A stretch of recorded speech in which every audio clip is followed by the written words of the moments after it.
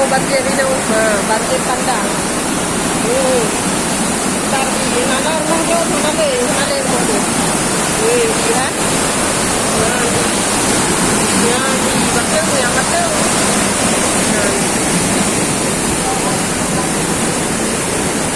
Yang hati je hendak betul. Yang hati je hendak betul. Hati je hendak betul, boy. Udah hati je.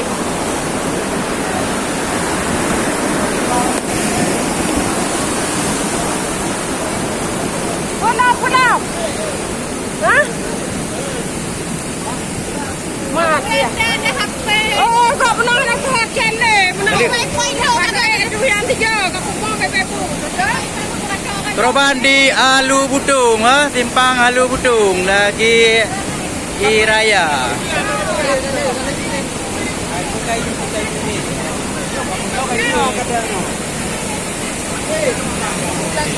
Pak di simpang Alu Butung.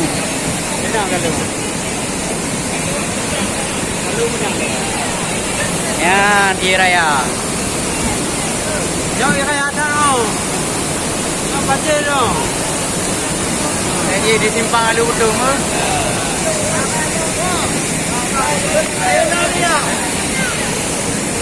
Listrik apa? Listrik boleh buat. Listrik.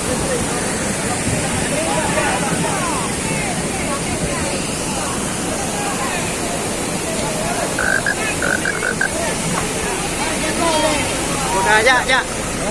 Kita pemetik melempungan. Mai pemetik. Dua jalan yang menuju nak Melabuh lalu lintas nasional Melabuh Takengon. Simpang Alu Butung di Butung Aduh Banggalang.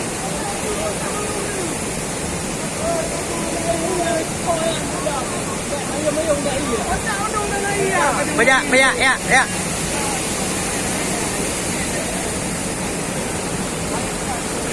Pak, anak dia utang orang ni. Dia mau dia mau kayu. Sudah anak apa kau? Tadi dia nak boleh. Payah kau. Ini payah kau. Dia mana dia utang anda?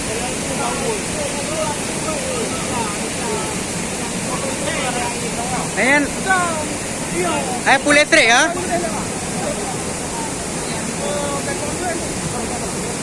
lampu.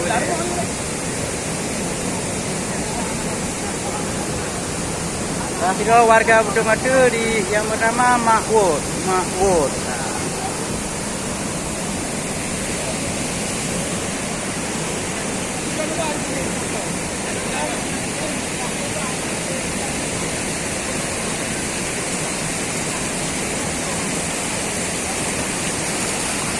Air kena derah ya warga.